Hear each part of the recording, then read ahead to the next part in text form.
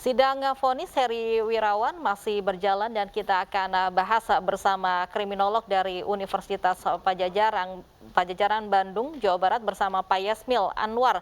Selamat siang Pak Yasmil. Selamat siang.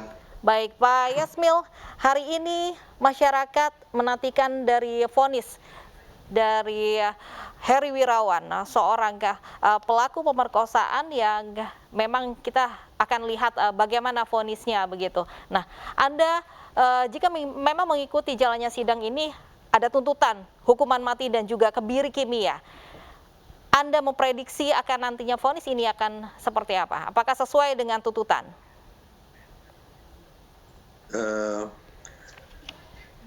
Kalau bicara tentang prediksi tentu tidak terlalu mudah ya. Tetapi kalau dilihat dari tuntutan jaksa begitu ya, yang begitu konsisten ya, dan hakim itu kan biasanya melakukan vonis itu dengan mengacu pada tuntutan jaksa ya, mengacu artinya ya. Dan juga dari masyarakat juga tampaknya juga merupakan bagian yang penting yang merupakan pertimbangan, karena putusan ini kan harus berdasarkan kepastian hukum, keadilan, dan azas manfaat ya. Jadi saya berharap sebetulnya putusan yang paling tepat ya tentu yang maksimal ya, karena hanya akan menjadi pelajaran juga bagi masyarakat, karena ini berkaitan dengan lembaga pendidikan ya, dan korbannya juga anak-anak ya. Jadi ini sesuatu yang sangat krusial dan sangat melukai hati dan melukai rasa keadilan di dalam masyarakat. Nah, jadi menurut saya kalau dia diberi hukuman mati, kita harapkan itu yang menjadi putusan hakim. Mengenai kebiri kimia, ya tentu ini kan putusan yang baru ya, kalau terjadi itu sesuatu yang baru, kita juga harus visioner ya melihat sebuah putusan ini, karena kalau putusan ini diputuskan juga oleh hakim dengan kebiri kimia, ya kurang efektif juga orang yang sudah dihukum mati misalnya, ya terus dikebiri kimia. Tapi kalau hukumannya bukan hukuman mati, dia dikebiri kimia, kemungkinan dia akan bergaul lagi kan dengan masyarakat. Nah, pertanyaannya akan bagaimana manusia yang hidup di dalam masyarakat yang sudah mengalami proses pengkebirian ya dengan merupakan kebiri kimia. Ini juga menjadi masalah juga di kemudian hari ya. Yang penting kita perlu ketahui bahwa secara hukum sebuah putusan hakim itu merupakan jurisprudensi ya, yang presiden yang bisa diikuti oleh hakim berikutnya. Inilah yang harus menjadi acuan yang harus kita pikirkan ya dari putusan hakim tersebut. Ya, kalau prediksi secara umum kelihatannya memang kecenderungan hakim akan memberikan putusan sesuai gitu dengan tuntutan jaksa begitu. Baik, oke, Pak Yasmil, artinya memang tuntutan hukuman mati dan juga ditambah kebiri kimia, menurut Anda tadi over begitu, tapi Anda hukuman mati ini harusnya menjadi hukuman maksimal begitu. Apa alasan Anda tidak setuju dengan kebiri ini? Saya tidak mengatakan tidak setuju, saya lebih cenderung untuk mengatakan bahwa resikonya ya dengan kebiri kimia ini secara hukum kan dia akan nanti ke depan akan merupakan jurisprudensi ya, dan dia juga merupakan presiden yang diikuti oleh hakim-hakim berikutnya ya, sehingga kalau putusan kali ini kebiri kimia ini tidak tepat ya ke depan itu kan perlu kita koreksi sebetulnya gitu ya, karena saya bicara tentang kebiri ini bukan kali ini ya, 10 tahun yang lalu juga kita sudah banyak sekali di media massa dan segala macam putusan pendapat-pendapat dari para pakar mengenai pro kontra Kebiri, dan diakhiri dengan ketidakjelasan juga. Kali ini kan karena ada PP-nya, maka ini menjadi lebih konkret secara dasar hukum ya. Nah, jadi bagi saya kalau dasar hukum ini digunakan, silakan ya. Hanya kita tentu akan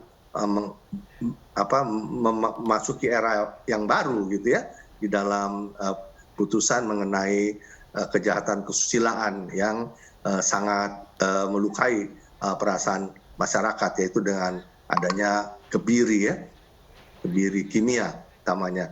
Walaupun secara fisik dia tidak ada berubah, tapi secara kimiawi di dalam tubuhnya ada perubahan, berarti akan juga mengubah juga struktur-struktur kimiawi dan perilaku dia di dalam kehidupannya nanti kalau dia kembali ke dalam masyarakat. Kalau dia dihukum mati, ya kebiri kimia ini tampaknya mubazir ya, tidak terlalu memberikan dampak apa-apa gitu ya pada dirinya gitu ya. Mungkin pada masyarakat atau pada orang yang ingin melakukannya ya akan berpikir panjang ya, karena pelakunya sebagai offenders itu dia akan takut ya, istilahnya takut apabila dia mengalami situasi yang sama. Saya pikir itu. Baik, kalau melihat kasus pencabulan yang memang sudah berjalan begitu di Indonesia, ini rata-rata memang kasusnya biasanya hukumannya maksimal 15 tahun penjara, tapi ini tuntutannya sampai hukuman mati. Nah, pendapat Anda soal hukuman mati ini, apakah memang ini bisa prakteknya apakah bisa diterapkan di Indonesia? Karena dasar hukumnya ada ya, kalau kita lihat di dalam Undang-Undang Perlindungan Anak itu diatur ya, itu bisa saja itu karena dasar hukumnya ada ya. Kita tidak menutup mata pada putusan hakim nanti apabila dia memutus untuk menghukum mati ya, karena jaksa juga tidak sewenang-wenang melakukan itu, melakukan tuntutan ya, membuat tuntutan karena dia menggunakan dasar hukum yang jelas ya. Nah, maka itu saya katakan tadi ya, ini kan sekarang masalahnya begini, persoalannya kita tidak bicara tentang sesuatu yang by product saja ya, tapi kita juga by proses dari hulu ke hilir ya kan. Nah, kenapa hal ini bisa terjadi? Kita juga tidak bisa mengatakan ini kejahatan. Sebuah kejahatan tidak turun dari langit ya. Sebuah kejahatan itu karena juga tanggung jawab masyarakat, tanggung jawab lingkungan, dan juga tanggung jawab pemerintah. Sejauh mana selama ini lembaga-lembaga terkait ya, seperti Departemen Agama, Departemen Pendidikan, ya, Pemda, bahkan RWRT ya, itu mengawasi. Pengawasannya bagaimana terhadap orang-orang ya, individu-individu masyarakat yang membuat sekolah-sekolah ya, apalagi sekolah yang berafiliasi atau berpayungnya keagamaan ya, macam pesantren dan sekolah-sekolah anak didik yang boleh dikatakan ini sesuatu yang sangat mulia ya. Tetapi apabila tidak ada pengawasan yang baik, maka hal-hal serupa ini bisa terjadi dan berulang gitu ya. Nah, ini yang menjadi persoalan utama ya. Jadi saya ingin mengatakan bahwa sebuah putusan itu harus juga melihat bagaimana proses ini terjadi tanpa harus menganggap bahwa persoalan ini suatu persoalan yang biasa-biasa saja. Menurut saya ini juga sesuatu yang sangat tragis ya, menimpa lembaga pendidikan kita. Jadi bukan soal kejahatan kesusilaan ansih ya, tapi juga berkaitan dengan sebuah lembaga pendidikan yang dikelola oleh seseorang yang kebetulan ya, ini bukan orang yang layak untuk menjadi pendidik begitu. Baik, oke Pak Yasmil, kita masih akan berbincang lagi sambil menunggu bagaimana hasil dari vonis sidang Heri Wirawan ini. Namun usai jeda pemirsa, Breaking News masih akan kembali.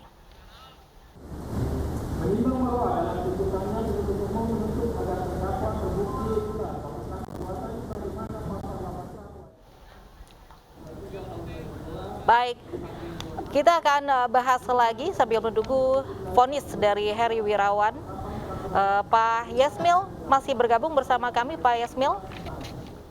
Ya. Baik, Pak Yasmil, jika memang hakim hari ini menjatuhkan vonis maksimal, artinya jika memang sesuai tuntutan begitu, hukuman mati dan juga kebiri kimia, minimal hukuman mati lah. Nah, apakah ini menjadi angin segar untuk kasus kekerasan seksual di Indonesia? Artinya bisa menjadi tendensi baik, bisa menjadi penerapan hukum yang seadil-adilnya. Tentunya ini juga harapan untuk para korban kekerasan seksual begitu. Iya, kekerasan seksual itu kan sebuah tipologi kejahatan kesusilaan yang luas cakupannya, ya. Korbannya bisa orang dewasa juga, ya, bisa anak-anak, bisa juga sesama jenis begitu, ya. Penting juga itu kita ketahui, ya. Ada perkosaan juga terhadap laki-laki, ya. Jadi menurut saya, apakah ini merupakan angin segar? Ya kalau bahasa sosiologisnya yang punya dampak interaksi sosial yang positif ya terhadap kehidupan hukum kita. Bisa juga sebagai angin segar, tapi juga bisa tidak ya sebagai angin segar bahwa apabila putusan hakim ini membuat orang menjadi takut dan jera ya untuk tidak melakukannya lagi.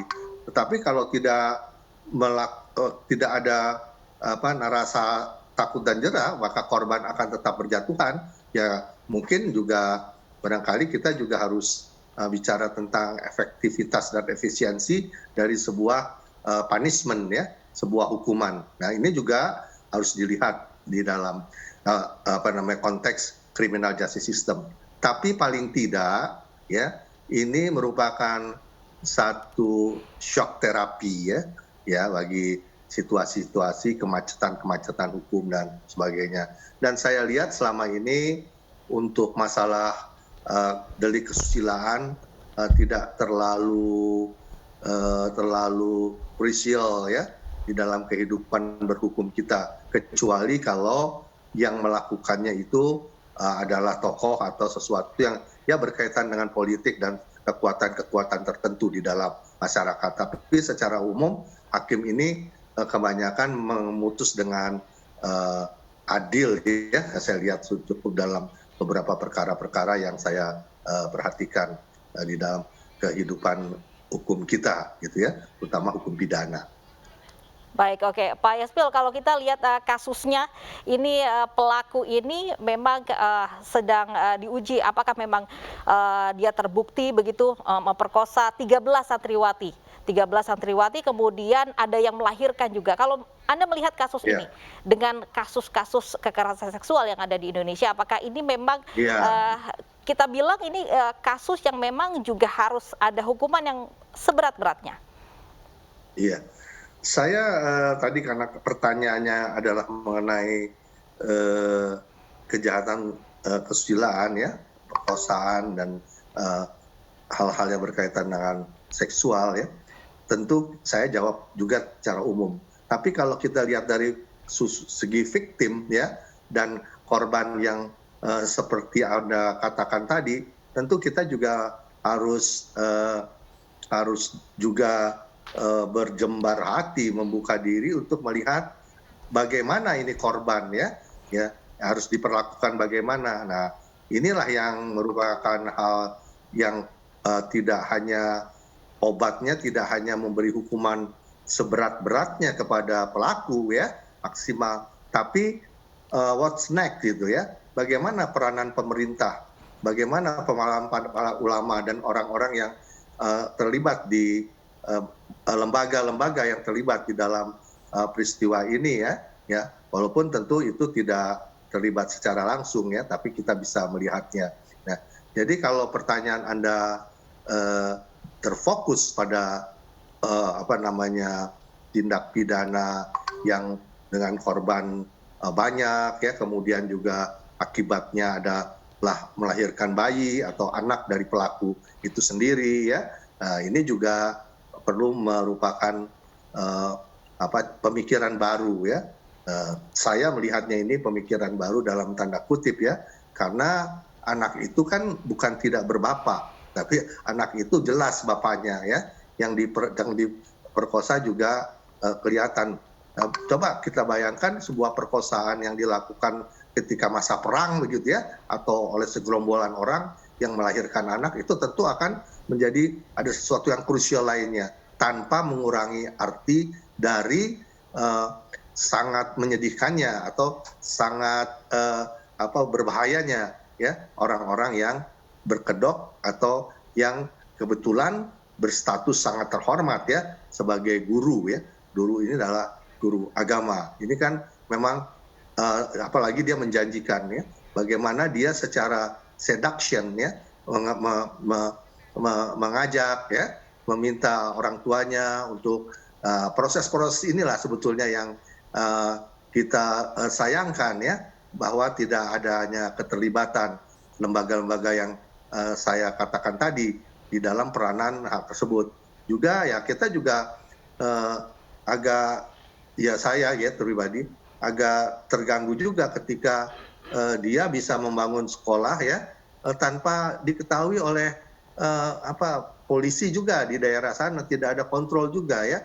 Kan kalau dulu ada Polingga, sekarang ada polisi RW itu ya, brigade RW ya yang keliling ya untuk melihat itu. Nah, bagaimana itu melihat keseharian di dalam lembaga itu, di dalam sekolah itu.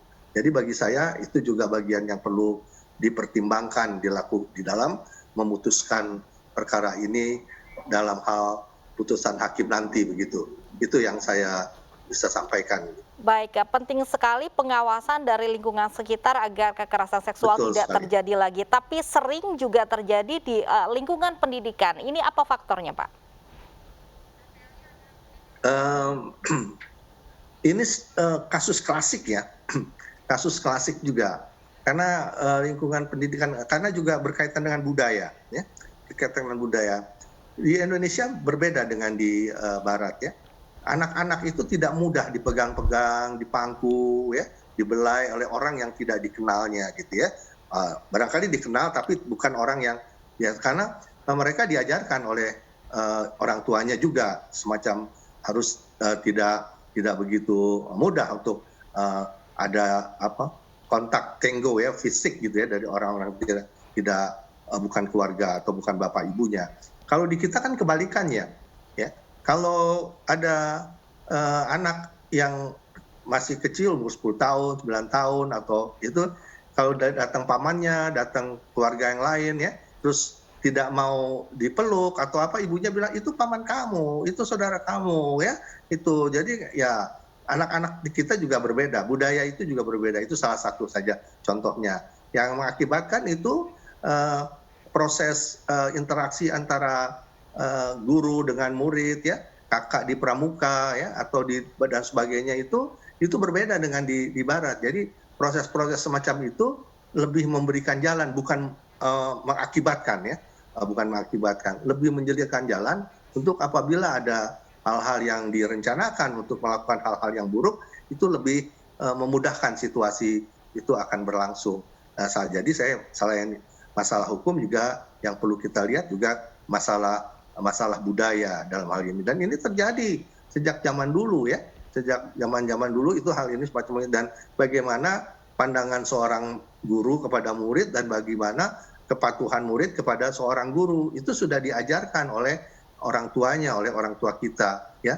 Berbeda di Barat tentu akan berbeda juga ya.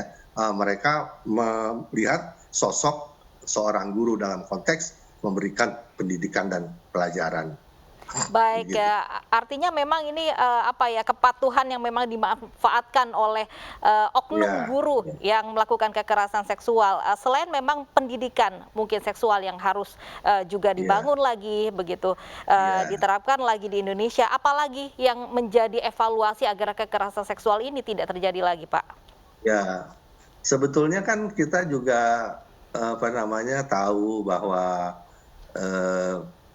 ada tokoh-tokoh masyarakat, tokoh agama, tokoh politik, ya, juga tokoh remaja, ya, kemudian tokoh wanita, itu kan harus lebih banyak melakukan sosialisasi, ya, bukan hanya sosialisasi di dalam ruangan, tetapi bagaimana penerapan dalam kehidupan sehari-hari, ya.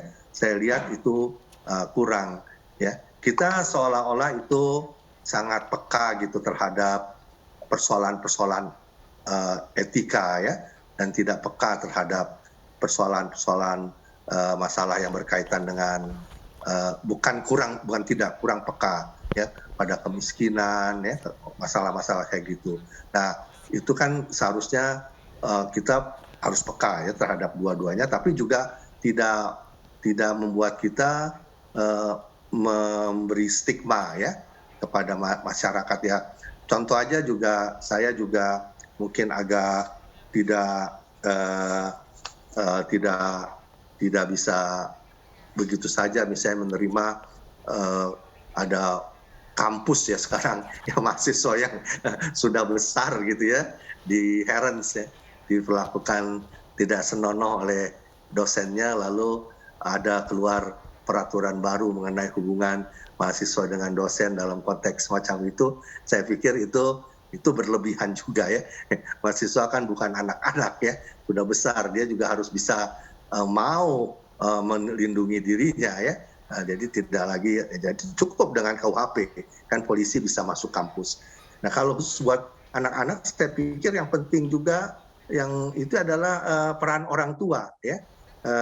Yang anaknya dimasukkan ke pesantren itu penting, jangan seperti menyerahkan kuda kepada cowboy gitu ya, dipakai pacu segala macam atau berserah diri sudah di pesantren pasti aman ya.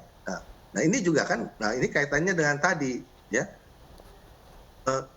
kesadaran masyarakat ya, dengan penyuluhan bahwa walaupun anak sudah dititipkan ke pesantren ya, itu harus ditengok dan sebagainya. Saya banyak memiliki teman-teman yang dosen dan juga bukan dosen, itu yang anaknya memilih untuk masuk pesantren, anaknya sendiri memilih untuk masuk pesantren, untuk sekolah di pesantren, tapi dia rajin gitu mendatangi ya, dan anaknya juga mengasihi. Nah, saya pikir ini sesuatu yang baik ya, keberadaban ya dalam berkomunikasi, bahwa kita anggap sebagai sekolah yang bagus ya, juga pramuka ya, kemudian juga lembaga-lembaga yang lain yang memberikan pendidikan. Tapi kalau ke universitas, menurut saya itu mengkerdilkan juga ya. Universitas masih dijaga juga dengan hal-hal yang serupa ini ya. Dan kayaknya cuma di Indonesia tuh hal serupa itu. Gitu. Baik, oke.